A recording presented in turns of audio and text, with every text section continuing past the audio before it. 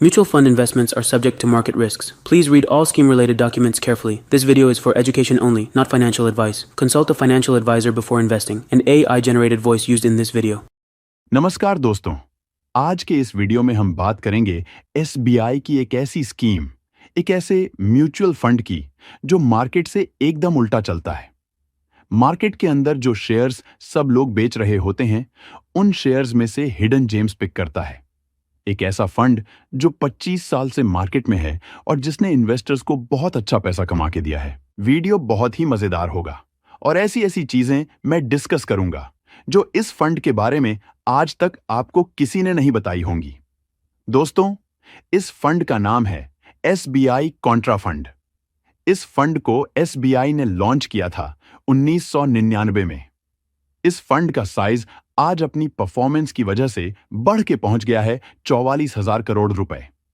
इस फंड को जो मैनेज कर रहे हैं वो हैं मिस्टर दिनेश बालाचंद्रन, जो इस फंड के साथ 2018 से जुड़े हैं और इनको ओवरऑल लगभग 21 साल का फंड मैनेजमेंट का एक्सपीरियंस है। सबसे पहले सबसे इंपॉर्टेंट चीज की हम बात करेंगे, जो है रिटर्न्स। भाई, हम कोई भी जब किसी फंड को चूज करते हैं, किसी स्कीम को चूज करते हैं, तो हम सबसे पहले उसके रिटर्न्स जानना चाहते हैं। तो जैसा कि आप अपनी स्क्रीन पे देख रहे हैं, इस फंड ने 3 साल में इसने रिटर्न दिया है लगभग 26.5% सालाना का। यानी अगर आपने 2022 में इस फंड में 10,000 रुपए डाले होते, तो वह 2025 में आपके 10,000 रुपए की वैल्यू अभी तक लगभग 20,000 रुपए हो गई होती। और 5 साल में इस फंड ने जो रिटर्न दिया है वो 38% सालाना के हिसाब से दिया है। यानी 2020 में जिसने 10,000 रुपए डाले होते, आज वो 50,000 रुपए हो गए होते। सिमिलरली 10 साल में भी अगर आप देखेंगे तो लगभग 16.5% सालाना का रिटर्न इस फंड ने दिया है। निफ्टी 50 के साथ अगर आप इस फंड को कंपेयर करेंगे तो आप देखिए 1999 में इस फंड की एक यूनिट जो थी वो थी 10 की।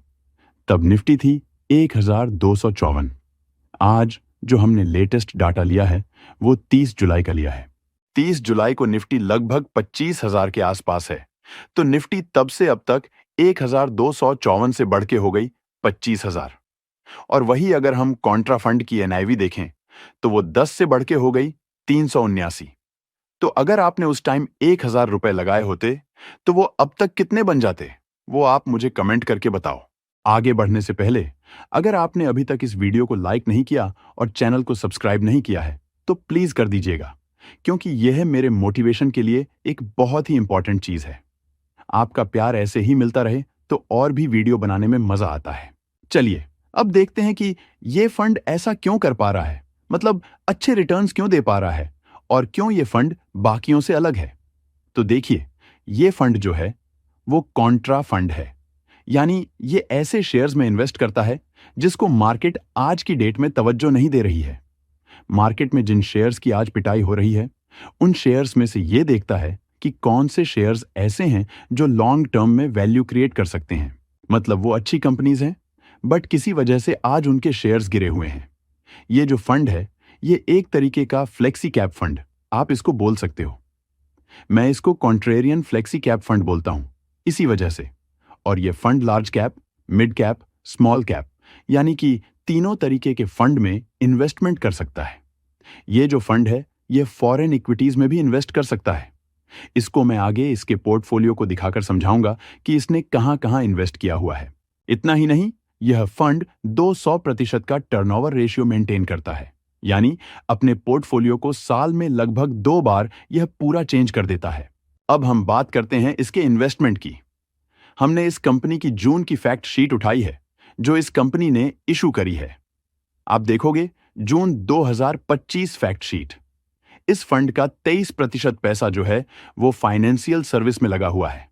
ऑयल एंड गैस सेक्टर में 11% के आसपास, हेल्थ केयर में 7%।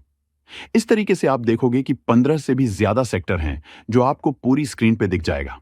इस फंड ने अलग अलग सेक्टर्स में पैसा लगाया हुआ है। यानी ऐसा नहीं है कि केवल एक ही सेक्टर वाला फंड है। यह फंड मल्टीपल सेक्टर्स में इन्वेस्ट कर सकता है। आप देखो, आज की डेट में लगभग 54% पैसा जो है वो इसका लार्ज कैप में है। लगभग 12.13% जो है वो इसका मिड कैप में है। लगभग 11.73% के आसपास स्मॉल कैप में है। तो फॉरेन इक्विटी में भी अगर आप देखोगे तो लगभग 2% के आसपास है। अब आगे बढ़ते हैं। कंपनीज की अगर बात करी जाए तो टॉप 10 शेयर्स की अगर हम बात करें तो HDFC, Reliance, ITC, Kotak, Punjab national bank, Biocon limited, GAIL जैसी कंपनियां शामिल हैं और पूरी लिस्ट आपके सामने है। फॉरेन इक्विटी शेयर्स की भी जो हमने बात करी थी, कॉग्निजेंट और EPAM सिस्टम्स यानी लगभग 2% के आसपास इसने फॉरेन शेयर्स में भी इन्वेस्टमेंट कर रखा है।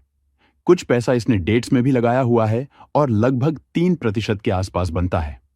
3% के लगभग पैसा कैश में है, यानी कल को कोई भी अपॉर्चुनिटी आए तो आपके पास कैश होना चाहिए उसे ग्रैब करने के लिए।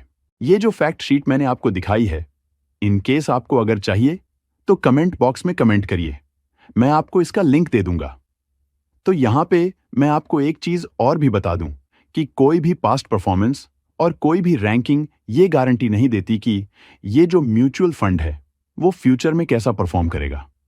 कोई भी डाटा जो हम डिस्कस कर रहे हैं वो केवल पास्ट परफॉर्मेंस है। आगे परफॉर्मेंस अच्छी भी हो सकती है और नहीं भी हो सकती है। तो दोस्तों, इसमें जो इन्वेस्टमेंट है, आप अगर SIP के थ्रू जाना चाहते हैं तो 500 रुपए महीने से SIP शुरू कर सकते हैं और लमसम करना चाहते हैं, मतलब अगर वन टाइम इन्वेस्ट करना चाहते हैं तो मिनिमम 5,000 रुपए है। ऊपर आप कितना भी इसमें रुपए लगा सकते हैं। अब बात डिस्क्लेमर्स की। जैसा कि मैंने पहले भी बताया था, ये जो वीडियो है this is only for educational purpose. आप केवल इस वीडियो को देख के इन्वेस्टमेंट मत कीजिएगा। इन्वेस्टमेंट से पहले अपना रिस्क एपेटाइट, अपनी गोल प्लानिंग जरूर चेक करवाइएगा। इन्वेस्टमेंट से पहले आप अपनी रिसर्च जरूर कीजिए। इस फंड की फैक्ट शीट्स पढ़िए, स्कीम रिलेटेड डॉक्यूमेंट पढ़िए, इसके पुराने ट्रैक रिकॉर्ड को और फंड से भी कंपेयर कीजिए। और अगर कहीं भी आपको डाउट क्वेरी आती है तो आप कमेंट्स में भी हमसे पूछ सकते हैं। All these funds are subject to market risk. So I hope इस SBI कॉन्ट्रा फंड रिव्यू में आपको सारी डिटेल्स मिल गई होंगी। वीडियो देखने के लिए धन्यवाद।